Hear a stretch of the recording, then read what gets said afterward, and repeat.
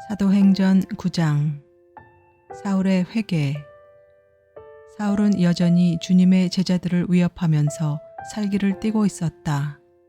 그는 대제사장에게 가서 다마스쿠스에 있는 여러 회당으로 보내는 편지를 써달라고 하였다. 그는 그 도를 믿는 사람은 남자나 여자나 가리지 않고 닥치는 대로 묶어서 예루살렘으로 끌고 오려는 것이었다. 사울이 길을 가다가 다마스쿠스 가까이에 이르렀을 때 갑자기 하늘에서 환한 빛이 그를 둘러 비추었다. 그는 땅에 엎어졌다. 그리고 그는 사울아 사울아 내가 왜 나를 핍박하느냐 하는 음성을 들었다. 그래서 그가 주님 누구십니까? 하고 물으니 나는 내가 핍박하는 예수다. 일어나서 성 안으로 들어가거라. 내가 해야 할 일을 일러줄 사람이 있을 것이다. 하는 음성이 들려왔다. 그와 동행하는 사람들은 소리는 들었으나 아무도 보이지는 않으므로 말을 못하고 멍하게 서 있었다. 사울은 땅에서 일어나서 눈을 떴으나 아무것도 볼 수가 없었다. 그래서 사람들이 그의 손을 끌고 다마스쿠스로 데리고 갔다. 그는 사흘 동안 앞을 보지 못하는 상태에서 먹지도 않고 마시지도 않았다. 그런데 다마스쿠스에는 아나니아라는 제자가 있었다. 주님께서 환상 가운데서 아나니아야 하고 부르시니 아나니아가 주님 여기 있습니다 하고 대답하였다. 주님께서 아나니아에게 말씀하셨다.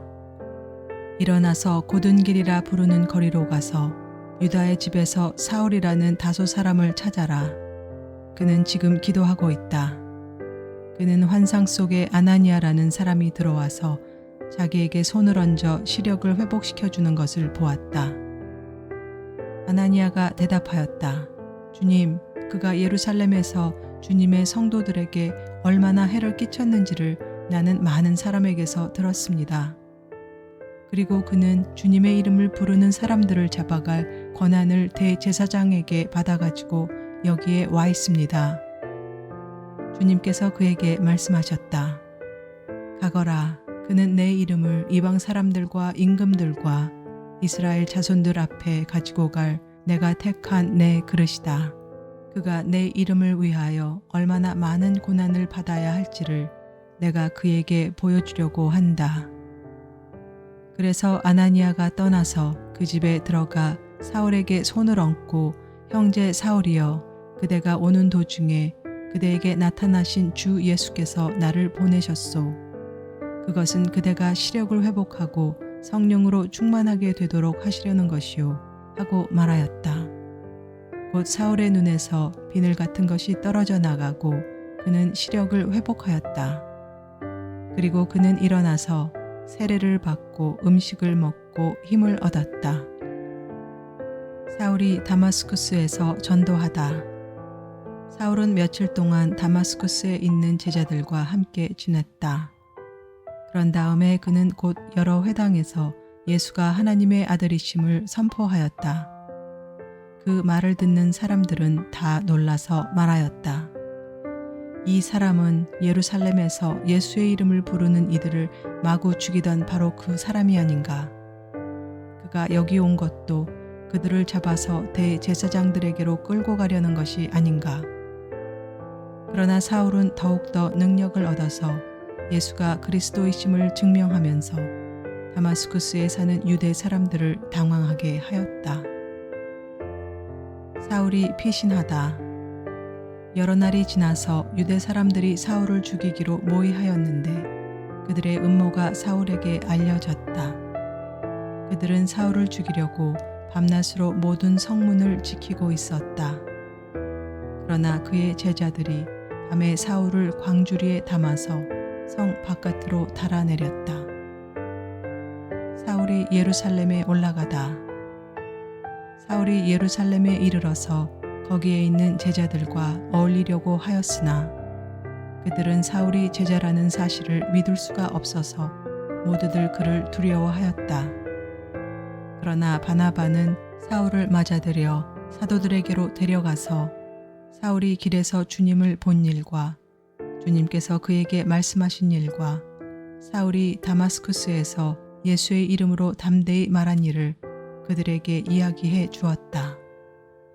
그래서 사울은 제자들과 함께 지내면서 예루살렘을 자유로 드나들며 주님의 이름으로 담대하게 말하였고 그리스말을 하는 유대 사람들과 말을 하고 토론을 하기도 하였다. 그러나 유대 사람들은 사울을 죽이려고 꾀하였다. 신도들이 이 일을 알고 사울을 가이사랴로 데리고 내려가서 다소로 보냈다. 그러는 동안의 교회는 유대와 갈릴리와 사마리아 온 지역에 걸쳐서 평화를 누리면서 튼튼히 서갔고 주님을 두려워하는 마음과 성령의 위로로 정진해서 그 수가 점점 늘어갔다. 베드로가 중풍병 환자를 고치다. 베드로는 사방을 두루 다니다가 루다에 내려가서 거기에 사는 성도들도 방문하였다. 거기서 그는 8년 동안이나 중풍병으로 자리에 누워있는 애니야라는 사람을 만났다. 베드로가 그에게 애니야여, 예수 그리스도께서 그대를 고쳐주십니다.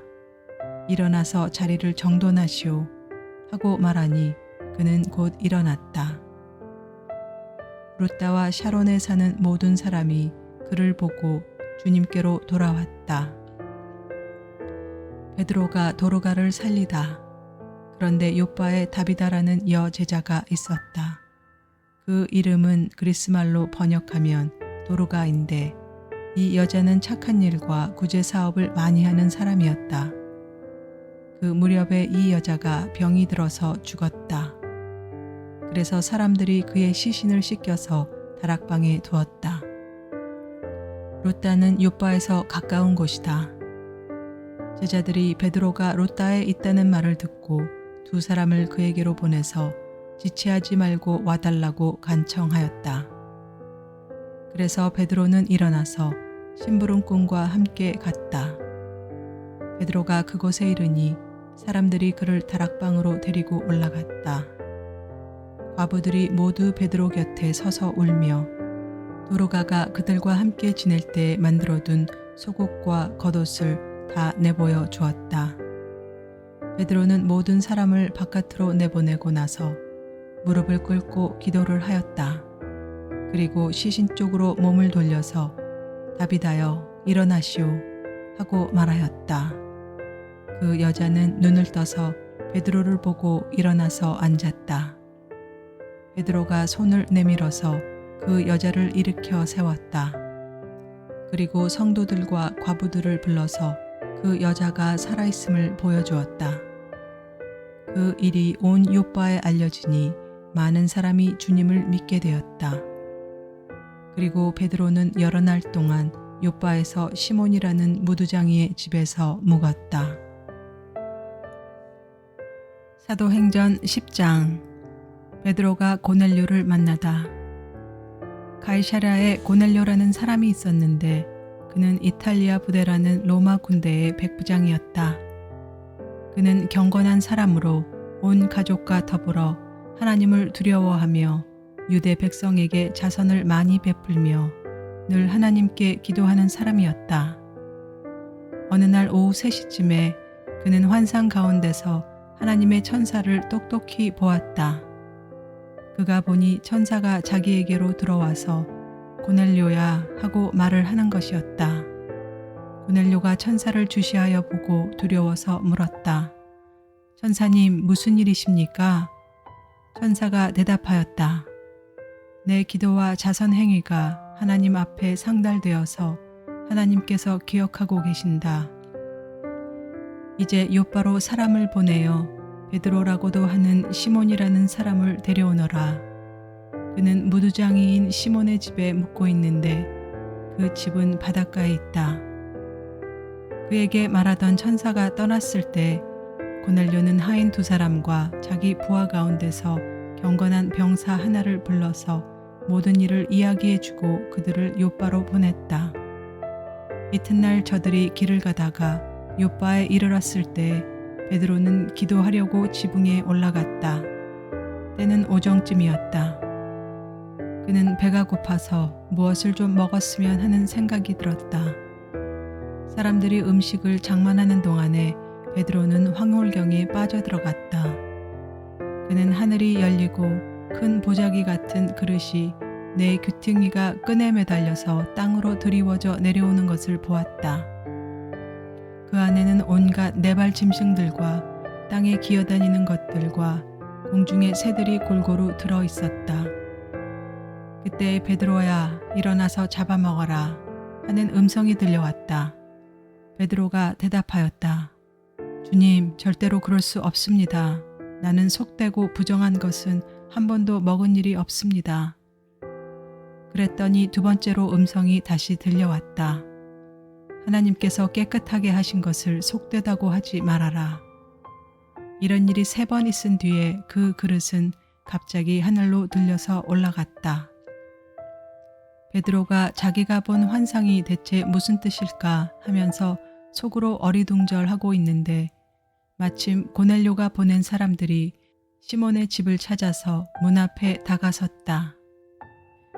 그들은 큰 소리로 베드로라는 시몬이 여기에 묵고 있는지를 묻고 있었다. 베드로가 그 환상을 곰곰이 생각하고 있는데 성령께서 말씀하셨다. 보아라, 3 사람이 너를 찾고 있다. 일어나서 내려가거라. 그들은 내가 보낸 사람이니 의심하지 말고 함께 가거라. 그래서 베드로는 그들에게 내려가서 물었다. 보시오, 내가 당신들이 찾고 있는 사람이요. 무슨 일로 오셨소? 그들은 베드로에게 대답하였다. 고넬료라는 백부장이 보내서 왔습니다. 그는 의로운 사람이요 하나님을 두려워하는 사람입니다. 그는 온 유대 백성에게 존경을 받고 있습니다. 그는 사람을 보내어 당신을 집으로 모셔다가 말씀을 들으라는 지시를 거룩한 천사에게서 받았습니다. 베드로는 그들을 불러들여서 묻게 하였다. 이튿날 베드로는 일어나서 그들과 함께 떠났는데 요바에 있는 신도 몇 사람도 그와 함께 갔다. 그 다음 날 베드로는 가이사랴에 들어갔다. 고넬료는 자기 친척들과 가까운 친구들을 불러놓고 그들을 기다리고 있다가 베드로가 들어오니 마중 나와서 그의 발 앞에 엎드려서 절을 하였다. 그러자 베드로는 일어나십시오. 나도 역시 사람입니다. 하고 말하면서 그를 일으켜 세웠다. 그리고 베드로는 고넬료와 말하면서 집 안으로 들어가서 많은 사람이 모여 있는 것을 보고 그들에게 말하였다. 유대 사람으로서 이방 사람과 사귀거나 가까이 하는 일이 불법이라는 것은 여러분도 아십니다. 그런데 하나님께서는 나에게 사람을 속되다거나 부정하다거나 하지 말라고 지시하셨습니다. 그래서 여러분이 나를 부르러 사람들을 보냈을 때 반대하지 않고 왔습니다. 그런데 묻고 싶은 것이 있습니다. 무슨 일로 나를 오라고 하셨습니까? 고넬료가 대답하였다. 나흘 전 이맘때쯤에 내가 집에서 오후 3시에 드리는 기도를 하고 있었습니다. 그런데 갑자기 어떤 사람이 눈부신 옷을 입고 내 앞에 서서 말하기를 고넬료야, 하나님께서 내 기도를 들으시고 내 자선 행위를 기억하고 계신다. 요바로 사람을 보내어 베드로라고 하는 시몬을 불러오너라. 그는 바닷가에 있는 무드장이 시몬의 집에 묵고 있다 하였습니다. 그래서 나는 곧 당신에게 사람을 보냈던 것입니다. 그런데 이렇게 와주시니 고맙습니다. 지금 우리는 주님께서 당신에게 지시하신 모든 말씀을 들으려고 다 같이 하나님 앞에 모여 있습니다. 베드로가 고넬료의 집에서 설교하다. 베드로가 입을 열어 말했다. 나는 참으로 하나님께서는 사람을 외모로 가리지 아니하시는 분이시고 하나님을 두려워하며 의를 행하는 사람은 그가 어느 민족에 속하여 있든지 다 받아주신다는 것을 깨달았습니다. 하나님께서는 이스라엘 자손에게 말씀을 보내셨는데 곧 예수 그리스도를 통하여 평화를 전하셨습니다. 예수 그리스도는 만민의 주님이십니다. 여러분이 아시는 대로 이 일은 요한의 세례 사역이 끝난 뒤에 갈릴리에서 시작하여서 온 유대 지방에서 이루어졌습니다. 하나님께서 나사렛 예수에게 성령과 능력을 부어주셨습니다. 이 예수는 두루 다니시면서 선한 일을 행하시고 마귀에게 억눌린 사람들을 모두 고쳐주셨습니다. 그것은 하나님께서 그와 함께 하셨기 때문입니다. 우리는 예수께서 유대지방과 예루살렘에서 행하신 모든 일의 증인입니다. 사람들이 그를 나무에 달아 죽였지만 하나님께서 그를 사흘날에 살리시고 나타나 보이게 해주셨습니다. 그를 모든 사람에게 나타나게 하신 것이 아니라 하나님께서 미리 택하여 주신 증인인 우리에게 나타나게 하셨습니다. 그가 죽은 사람들 가운데서 살아나신 뒤에 우리는 그와 함께 먹기도 하고 마시기도 하였습니다. 이 예수께서 우리에게 명하시기를 하나님께서 자기를 살아있는 사람들과 죽은 사람들의 심판자로 정하신 것을 사람들에게 선포하고 증언하라고 하셨습니다. 이 예수를 두고 모든 예언자가 증언하기를 그를 믿는 사람은 누구든지 그의 이름으로 죄 사함을 받는다고 하였습니다. 이방 사람들에게도 성령이 내리다. 베드로가 이런 말을 하고 있을 때 그 말을 듣는 모든 사람에게 성령이 내리셨다. 할례를 받은 사람들 가운데서 믿게 된 사람으로서 베드로와 함께 온 사람들은 이방 사람들에게도 성령을 선물로 부어주신 사실에 놀랐다. 그들은 이방 사람들이 방언으로 말하는 것과 하나님을 높이 찬양하는 것을 들었기 때문이다. 그때 베드로가 말하였다. 이 사람들도 우리와 마찬가지로 성령을 받았으니 이들에게 물로 세례를 주는 일을 누가 막을 수 있겠습니까? 그런 다음에 그는 그들에게 명해서 예수 그리스도의 이름으로 세례를 받게 하였다. 그들은 베드로에게 며칠 더 머물기를 청하였다.